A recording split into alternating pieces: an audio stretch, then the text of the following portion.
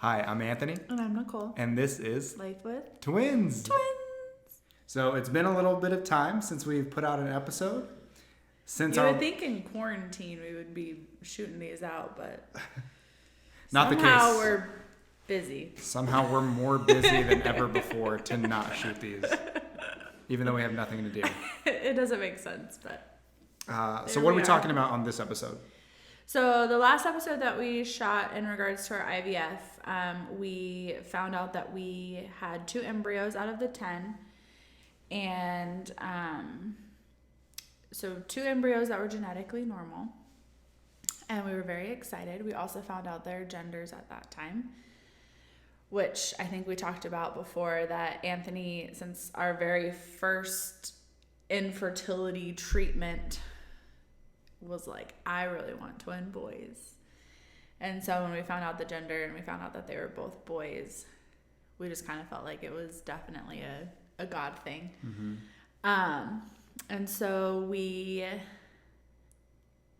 talking with the doctor was like, okay, well, we would recommend putting one in, and then if it didn't take, we would adjust our course of action, and then we would take the other one.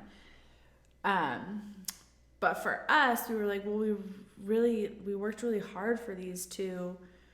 We don't want to just give one an okay shot and one a better shot. We want to give them both the best shot that we possibly can. Yeah, it actually, honestly, that was one of the things that took us the longest to kind of decide on, because we were talking to, the few people that were kind of knew our situation. We were trying to figure out the best option. Do we put one in, or do we put both in at the same time? Because the odds of so statistically, what the doctor said was if we put one in at a time, we had a 65% chance of it taking. If we put one in, there'd be 65% chance that it took. And then if we put 2 in, there was an 85% chance that one would take. But there was a 65% chance that we would get both. Yes. So that's what the odds were for us. So we were kind of debating on a lot of different things. But it was very hard for us to come to a decision because of the fact that we are literally putting all of our eggs in one basket, so to speak. We're putting the only 2 embryos that we have in and putting it in and being like, well, hopefully it takes. Yeah, that was very scary. And the other thing, too, that you have to consider is we thought about, okay, so what if we put one in and it takes, and then we get pregnant on our own, and then we just have that other one just sitting there for a long period of time, and we really just had no time frame. Yeah. Plus, we've already spent so much money. It's $1,000 per attempt. It's like $3,000 to transfer an embryo. So if we were to just transfer the one, and then it took, and then later we decided, okay, well, we're ready to have another baby, let's transfer. The doctor's office fee is like $3,000, but that also doesn't include all the progesterone and stuff that you have to take beforehand. It's probably another $4,000 total, $4,000 to $5,000 to transfer that embryo. So it's like, well, it's kind of cheaper just to do it all at the same time. But we were definitely worried because, they tweak your cycle based off of if your embryo took or not. But the doctor's office provided us with an option. It's called an ERA test, or an endometrial receptivity analysis. And basically what that does is it's like a mock trial. So they put you through what a transfer cycle would be. So that means you're taking the estrogen and you're doing the progesterone shots, exactly how you would prepare for an embryo transfer. But instead of transferring, they take a piece of your endometrial lining and they send it off for testing. Now, they take a piece of your endometrial lining. So if that sounds painful, it really was. This whole thing, I have had so many tests, so many shots, so many everything. and they had such a hard time with my IUIs having to clamp my cervix and force things through my cervix. And then the oil that you had to put in your butt. Yes, and the oil shot. And it was just thick that we had to just push that through. Biopsy was the most painful thing that I have ever gone through. I was literally crawling up the doctor's bed, like the bed that you're in the doctor's office. They essentially go through your cervix, and it kind of felt like a punch, like a screw punch, where they like screw and they take like a section of your lining and they pull it out, but they have to do it for 10 seconds. And it feels like the longest 10 seconds of your life. Now, they don't just do that once, because if it comes, so they do it one day, that's like the best, they feel like it's the best day. But if that were to come back saying you're not receptive, then you would essentially have to repeat the whole cycle again, meaning you have to do all the meds, all the stuff again, and then they would just draw your endometrial lining on a different day. So instead of repeating the cycle, we took a second sample 2 days after that first one.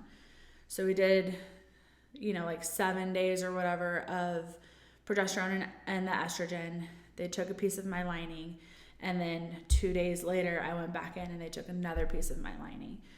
And that was just in case my first one came back not receptive and they needed to see if I'm more receptive later. So they took it, and we didn't really know if they actually needed it, but we took it anyways. But that time was worse because she had a really hard time getting through my cervix that time. My cervix was like, no, you're not getting through. So it took her forever just to get through my cervix. And then when she finally got through, it was like, when you're like forcing so hard at something and then it finally gives, it kind of like sends like a wave through you, like, oh, that finally, like, okay, we're in. And then she took a piece of my lining and she counted for 10 seconds, and I'm like crawling up the table trying to breathe. And then she pulls it out and she goes, I don't think I have enough. Oh. And then she puts it in the tube and she's like, I don't have enough. I have to do this again. And I was like, oh, Lord, help me. So essentially I had it like 3 times. But I would totally do that test again, because it did tell us exactly the amount of hours I was receptive with the progesterone.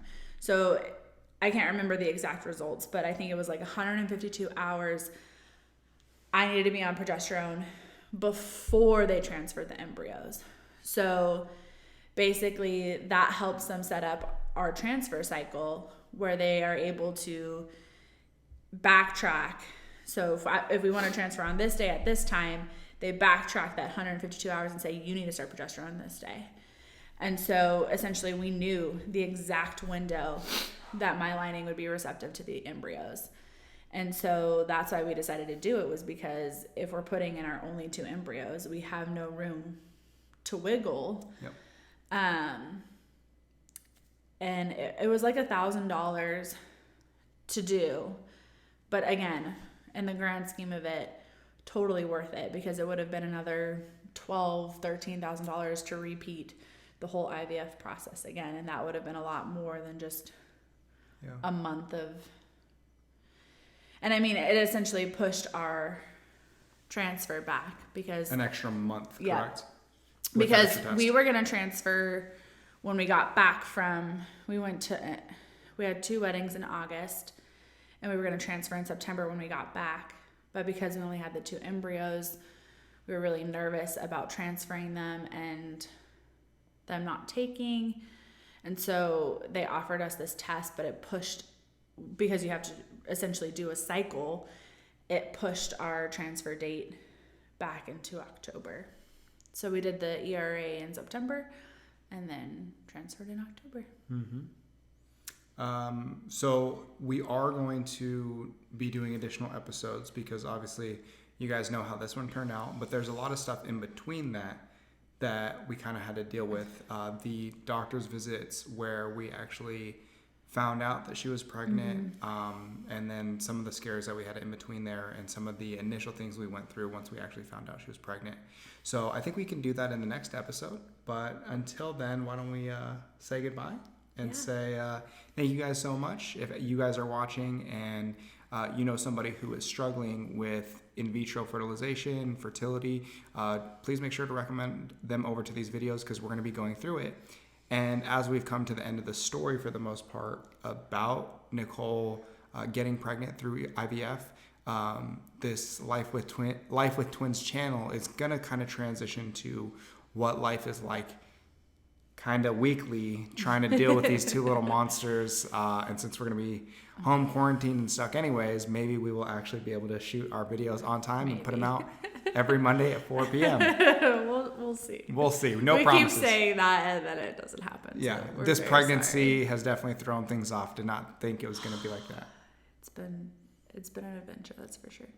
But until next time, please make sure to like, share, and subscribe to the videos. Leave a comment below if you guys have any questions. We're happy to answer them. And until next time, we will see you guys later. Bye.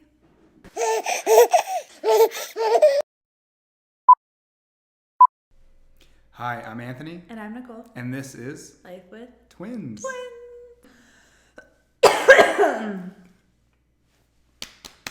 Ooh.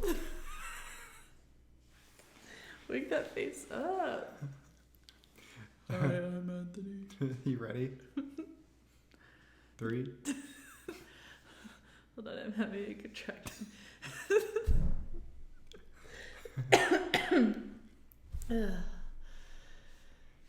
You say when. Hi. You ready? Gosh, you made me laugh so hard. I'm coughing now.